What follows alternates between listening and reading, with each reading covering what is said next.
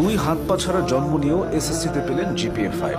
কোনো বাধাই থামাতে পারেনি লিতুন জিরা নামের অদম্য মেধাবী এই মেয়েকে। ডান কাঁধের মাথা আর চোয়ালের সাহায্যে কলম চেপে ধরে এসএসসি পরীক্ষায় অংশগ্রহণ করেন অদম্য মেধাবী লিতুন জিরা। ছোটবেলা থেকে সে এভাবেই লিখছে। লিতুন জিরা যশোরের মনিরামপুর উপজেলার মেয়ে। স্বপ্ন পূরণের পথে সে শুরু থেকেই পাশে পেয়েছে তার পরিবারকে। প্রতিদিন সকালে মা বাবা একসাথে মোটরসাইকেলে করে নিয়ে যেতেন স্কুলে। পেছনে বসতেন মা, মাঝে লিতুন। গোপালপুর স্কুল অ্যান্ড কলেজের নিয়মিত শিক্ষার্থী লিতুন জিরা প্রতিদিন ক্লাস করত হুইল চেয়ারে বসে। টিফিনের সময় দাদি স্কুলে গিয়ে খাইয়ে দিয়ে যেতেন। এর আগে পঞ্চম শ্রেণীতেও লিতুন জিরা পেয়েছিলেন জিপিএ 5। অষ্টম শ্রেণীতেও পেয়েছিলেন বৃত্তি। এমন মেধা ও চেষ্টা দেখে তাকে নবম শ্রেণীতে বিজ্ঞান বিভাগে ভর্তি করানো হয়েছিল। লিতুনের স্বপ্ন ভবিষ্যতে চিকিৎসক হয়ে মানুষের সেবা করা। লিতুন জিরা যে শুধু পড়াশোনায় ভালো ছিলেন তা নয়, তার হাতের লেখার প্রশংসা করেন সবাই। এছাড়া ছবি আঁকা, সৃজনশীল প্রতিযোগিতায় ভালো হয়, জিতেছেন স্বর্ণপদক। এভাবেই বোঝা না হয়ে লিতুন জিরা সবার অনুপ্রেরণা হয়ে উঠেছেন।